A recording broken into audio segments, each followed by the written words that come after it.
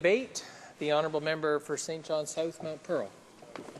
Thank you, Mr. Speaker. I would say that what Canadians are thinking about right now is how to get rid of the Conservatives. Hear, hear. Hear, hear. And to start, Mr. Speaker, I'll be splitting my time with the member for Charlesburg, Ho, St. Charles.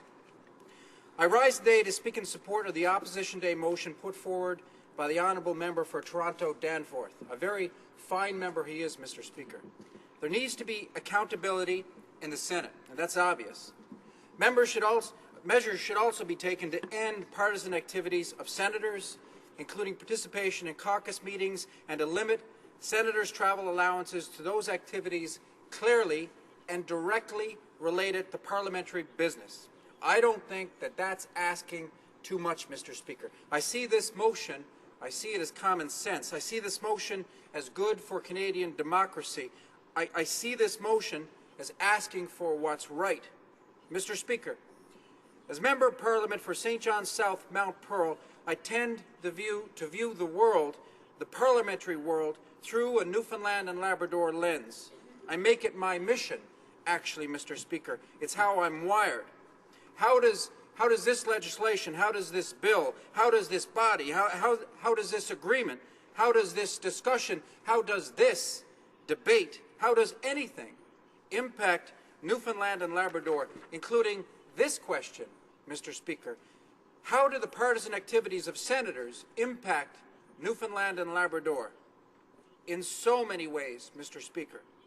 Let me give you a glimpse through the Newfoundland and Labrador lens at one senator, Mr. Speaker, Conservative Senator Fabian Manning. He was a Conservative Member of Parliament. He lost his seat after he was defeated in the 2008 general election.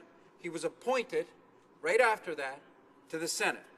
Then Fabian Manning was cherry-picked for the 2011 election to run again for the Conservatives in the federal riding of Avalon. Manning lost again in that general election, his second defeat. Then he was appointed again, Mr. Speaker, to the Senate.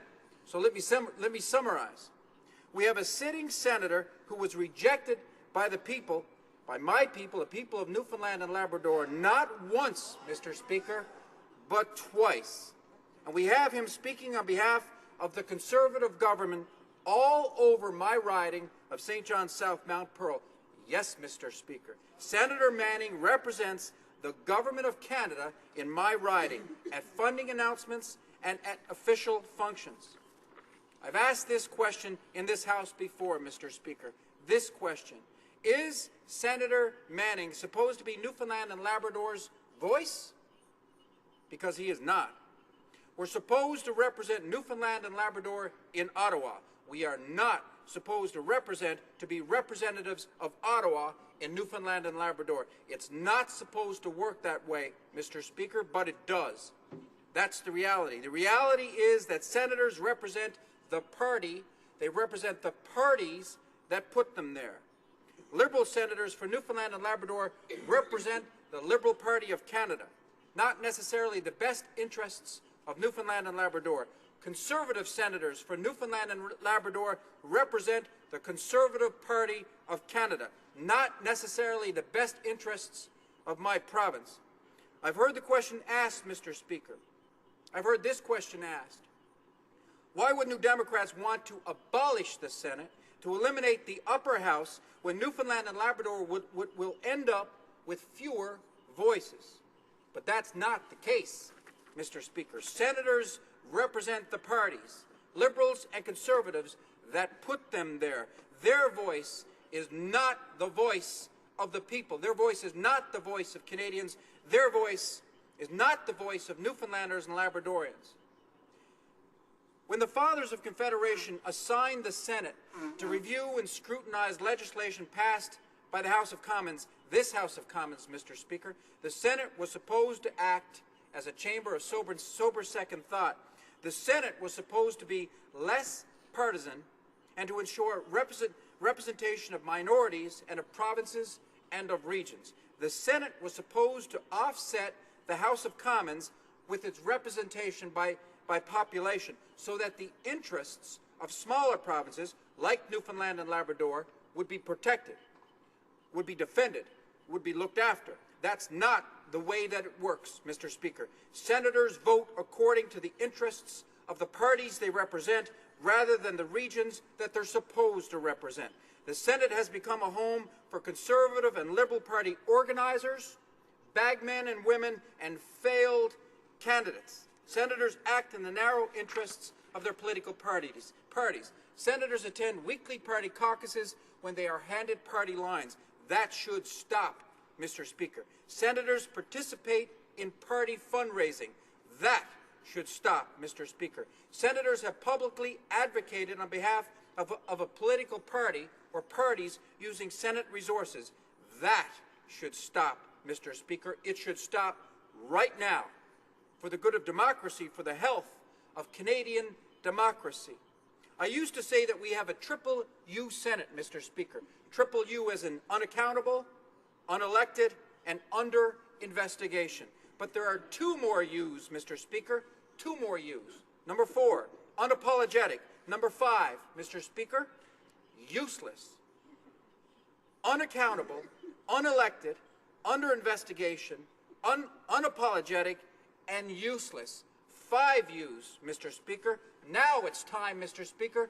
Now it's time for a U-turn. A U-turn towards abolishment of the Senate. That's our firm commitment. At the same time, Mr. Speaker, we do not believe that Canadians should be forced to wait for accountability. Not when things could be done right now. Mr. Speaker, the Senate will cost taxpayers $92.5 million this year. $92.5 million for a gold-plated retirement home, a gated country club, a political pasture, and golden handshake for the politically connected. $92.5 million for party bagmen and women. $92.5 million for failed candidates and party lackeys. A lackey is a yes man or a yes woman. $92.5 million that could be better spent on seniors, Mr. Speaker, on the unemployed, on student debt, on eliminating student debt. The list is endless, and that list does not include the Senate. The Senate is an embarrassment to Canadians from one end of this country to the other end. It is an embarrassment to real politicians, Mr. Speaker, like the elected members of Parliament in this House today. Real politicians. Senators do not have to run for election. They are not accountable to anyone. They do not have to apologize to anyone when they fleece the taxpayer. And we have seen example after example after example of that. The Senate absolutely should be abolished, Mr. Speaker. Meantime, again, Canadians should not be forced to wait for accountability. They shouldn't be forced to wait for accountability when things could be done right now, right this moment, today in this House. Finally, Mr. Speaker, there is a bigger debate taking shape in this country, a debate about a need for democratic reform, a bigger debate about how smaller provinces like Newfoundland and Labrador, with a population of 514,000 people, half the population of the city of Ottawa, can have an equal seat at the Confederation table with larger provinces like Ontario and Quebec that have more representation because they have bigger populations. The question is this, Mr. Speaker. How do we ensure that smaller provinces have an equal say at the Confederation table? How do we ensure that? How do we look after the interest of smaller provinces like Newfoundland and Labrador, like Nova Scotia, New Brunswick, PEI, Saskatchewan? How do we do that? From Newfoundland and Labrador's perspective and the perspective of smaller provinces, that is a debate that must happen, Mr. Speaker. That is a debate that is destined to happen. Thank you.